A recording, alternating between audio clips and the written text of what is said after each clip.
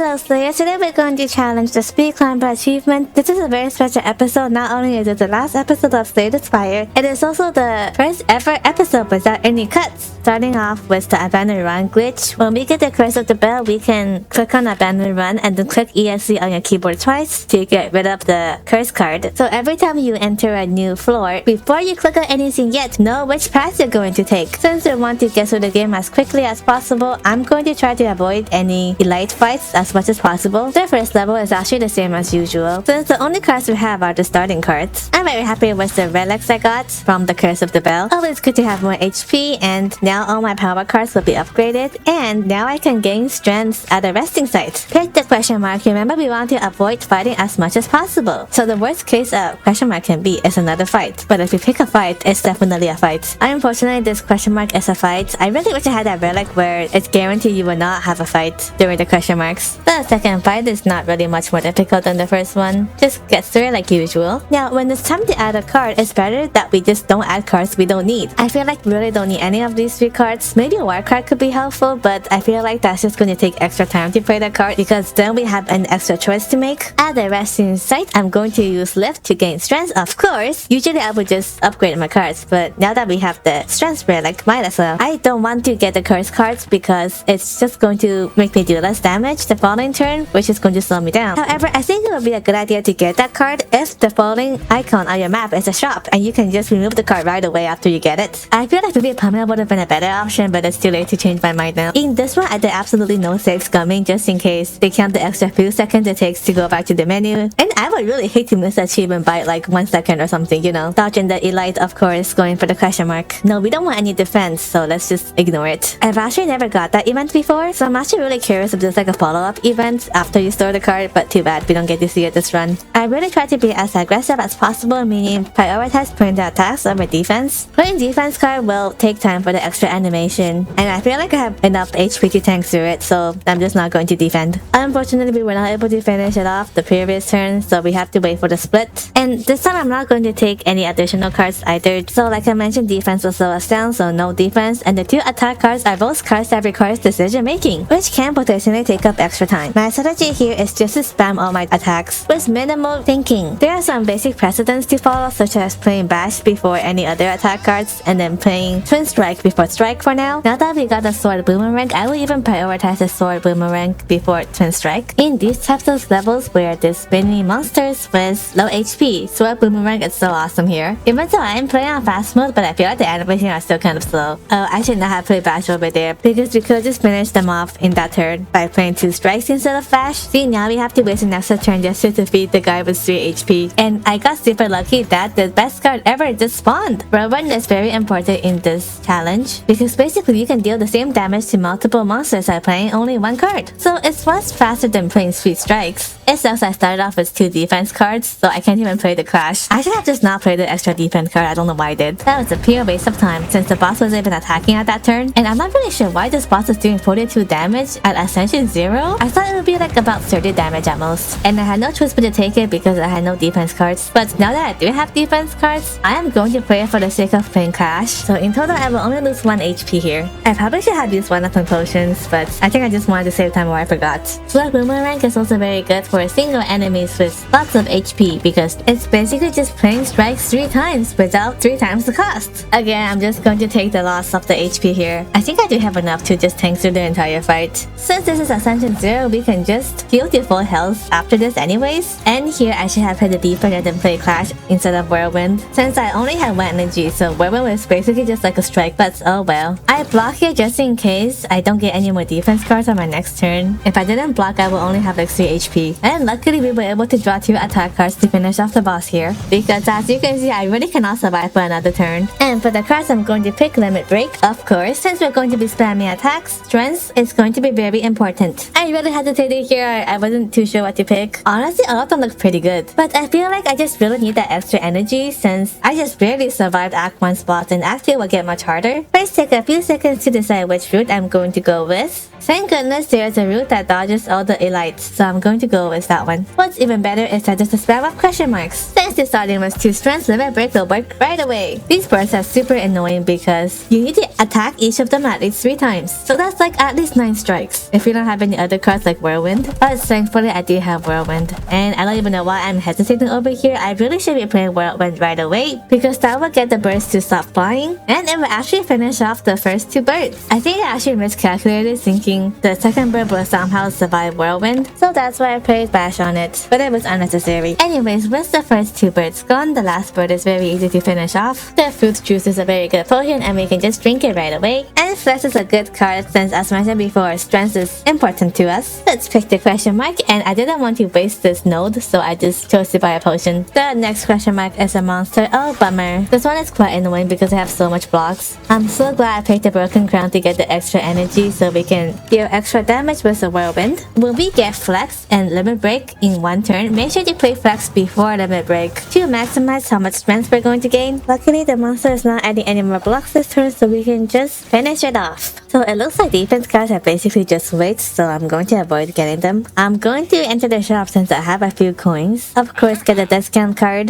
Shuriken is good because it will increase strength. Oh, and we still have some money left to buy a Flex, so let's get it. Next, we have no choice but to fight some monsters. I'm going to get rid of the mushroom first because it has less HP. And I should not have used strike here because it didn't go through the block anyways, so I basically just did no damage and wasted an energy for nothing. Luckily, we got Flex and Limit Break in 1 turn, but we actually don't have enough energy to finish it off this turn, so we gotta wait 1 more turn. Might as well as just use Defend and Clash instead of Strike. I still have to lose 10 HP though, unfortunately. Good thing we actually got Sword Boomerang here. Saves time from playing the strikes. Since that potion slots are full, I'm just going to ignore it. And again, I'm ignoring Havoc because I don't want to make decisions. Picking the Fire over Elite for sure. I'm going to live to increase my strength again. This is the last time we were able to increase strength. We might have to rest next time because I don't have too much HP left. I should have to Limit Break first. What a missed opportunity. I have enough energy to play the block, so might as well. And just going to play all the remaining cards. Whirlwind doesn't work too well for a single monster. It basically just becomes a strike. Good thing we got Flex and Bash and Twin Strike because I don't really want this fight to go on any longer. Now we're at like 1/3 of our HP and that's not looking too good. I don't want Wild Strike because it's going to add another status card and status cards can be annoying in the long run. I decided to rest here. The top priority is to make sure we don't die before the run ends. Otherwise, everything would happen for nothing. Oh, and we got a wonderful relic, Bag of Marbles. Having vulnerable on the first turn will be super helpful here. Now we're more likely to finish off the monsters on the first turn. And let's check out the mystery room. I believe this is the book relic that's going to give us a random power card, so I'm going to take it. Always good to have extra options. The next node is the monster node, and unfortunately after taking that book, we've lost some HP. But I think we really have more than enough to tank through this. And again, I forgot to put Limit Break before playing an attack card. I think when you try to focus on being fast, you will lose out some accuracy. So there's going to be times that you won't play the optimal order of cards. And another part of the challenge is just to let go of your mistakes and move on quickly. Okay, that annoying bird is gone. The remaining guys here don't do too much damage, thankfully, but we're actually ending the battle on this turn, so it doesn't really matter how much they're attacking. And unfortunately, we got another Wild Strike, which we don't need. That's the downside of Broken Crown, is that we only get 1 option after every battle. But luckily, I already got the most important cards, which are Whirlwind, Flex, and Limit Break. We all know Pain is pretty waste here, but whatever. It's better than nothing. I'm going to defeat the mushroom first, so we have 1 less enemy out of the way. It's pretty easy to defeat it in the first turn by now, but we do need a second turn to defeat the remaining guy. I don't even think I need to play Flex here, but just in case, since it costs 0. And let's see what we're going to get. Another Limit Break would be nice. Oh, another defense card? Nope, I don't need it. At the final fireplace, since we have quite a lot of HP, I'm just going to upgrade my Limit Break. I think it'll be very helpful to not exhaust the card so I can just keep playing it over and over again. Corruption is a very good power card for me, since then we can just exhaust all the defense cards. But I wouldn't get it to add to my deck permanently because I think it's better to just remove the defense cards instead of exhausting them during the battle. Nice, we got Limit Break at the very first turn. Good, good, so we upgraded it. I think I should have just played Whirlwind without playing the strikes because I would have just defeated the minions and I could have avoided taking the extra damage. And 21 damage is quite a lot for 1 hit, so luckily Luckily, I got some defense cards spawning this turn, so I probably would have tanked through it anyways for the entire fight, because we're just going to heal to full health after this, and 8 strength was good enough to finish off the boss next turn. And I didn't use any of my potions again. I feel like having an energy potion would have helped, but none of my potions does that. The dexterity potion looks really waste though. I probably should have gotten rid of it. Oh nice! Offering will give us more energy and also lets us draw more cards. I don't think the black star is going to help because I'm going to avoid elites. Tiny house looks good, but I don't want to take a defense card, and I'm not sure if the glitch works on tiny house, so I didn't want to risk it and just took the Pandora's box. So again, when the new cards show up, click on abandon run, press ESC on your keyboard twice, and you will lose all the cards. Not gonna lie though, I was actually tempted to keep the cards because they look pretty good, but I didn't want to get fire breathing, shockwave, and wild strike. So moving on to Act 3, taking a look at the map first. It looks like there is no way we can get through the map without going through at least one elite fight, so that's unfortunate. I'm going to pick a pass with one elite because I don't want to deal with 2 of them. And among these, I decided to pick a pass with more question marks in hopes to avoid potential normal monsters. Ooh, the diamond form is so nice as a 0 cost card. And I was going to make my stupid mistake of playing other attack cards before Whirlwind, but this time I finally learned my lesson because Whirlwind can actually finish them off in 1 turn. And skipping the dexterity potion. Oh, we got Seeing Red, that's a good card. And at the question mark it says we began to fall, and you know we gotta lose a card. I need my limit break, so I'm going to lose Clash. Too bad though, Clash is such a good card for costing 0. And I'm going to add a new colorless card, Dramatic Entrance. Oh, that's a good card. Now we can attack in extra time on top of Whirlwind. Gotta see if a good starting hand here with Flex and Limit Break. Of course, play the Flex before Limit Break, and then simply spam the attacks. And we are able to kill off the monster in 1 turn.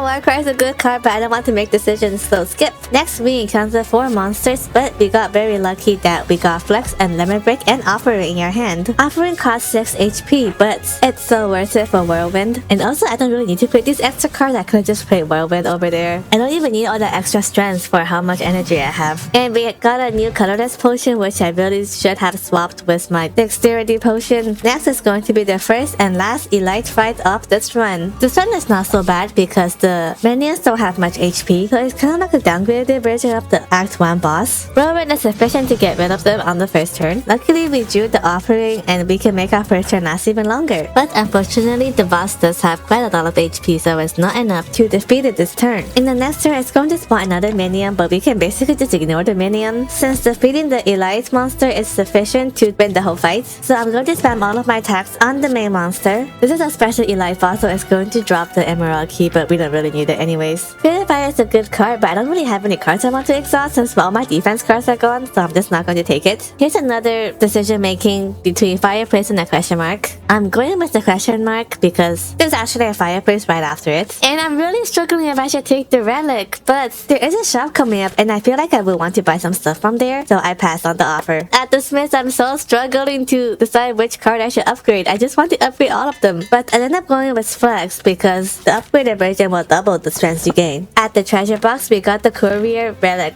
at the right time before going to the shop. We should be able to defeat them in 1 turn as long as we draw the Whirlwind card. Offering is so in handy here. Seeing Red might actually not be necessary because we do have enough energy to spam Whirlwind anyways. I think the setup is mostly good to go. It would be nice to upgrade a few more cards. Skip Dark Embrace because we don't need it. Let's see what the shop has to offer. Ooh, Brimstone is very good. We're not going to take too many turns to defeat the monsters anyways, but having 2 extra strengths is basically having 4 extra strengths after using Limit Break. And just double checking I don't need to remove anything from my deck. Getting an extra Flex card would be nice. I don't think I need anything else, but since I still have some extra cash, let's just get another relic. Ooh, the shuffle is very good. On this route, there's 2 more fireplaces coming up, so we can get at least 2 more relics if we don't get anything from the question mark. Let's start digging, and what do we get? The boot is not really useful here because most likely we're going to do more than 5 damages anyways. Oh, the question mark is a shop, but I don't have any money left to buy anything else, so we have no choice but to move on. For the transient, I feel like it's better if we just play enough attacks to avoid getting damage. It's better to just save animation time and let the 5 turns go by quickly. So I feel like with that power from my deck, I can probably just defeat it. And at this turn, I really didn't need to play the Offering. I could have just played Whirlwind and end the turn. So now this turn just kind of went on for quite some time. And again, I made a mistake of playing Limit Break before Flex. It just seems like a very obvious mistake when I'm looking back at it, but at the moment I was just like super tensed. I really did not need the sword boomerang there. I just had 3 extra animations, even though I already got its attack to be 0. Okay, now I just have way too much strength. I feel like instead of wasting time to wait for another turn for it to die, I might as well just defeat it this turn. Ooh, Sword Boomerang is good. At the final fireplace, I decided to heal, just in case I don't have enough HP to tank through since I don't have any more defense cards. And now this is the final boss. Luckily it's not time either, cause time meter would just make the fight go on for way too long. Same draw as usual, play the strength cards first, and then the attack cards. We got very lucky to get Whirlwind on the first turn, so the minions are going to be gone. We have to take the 22 attack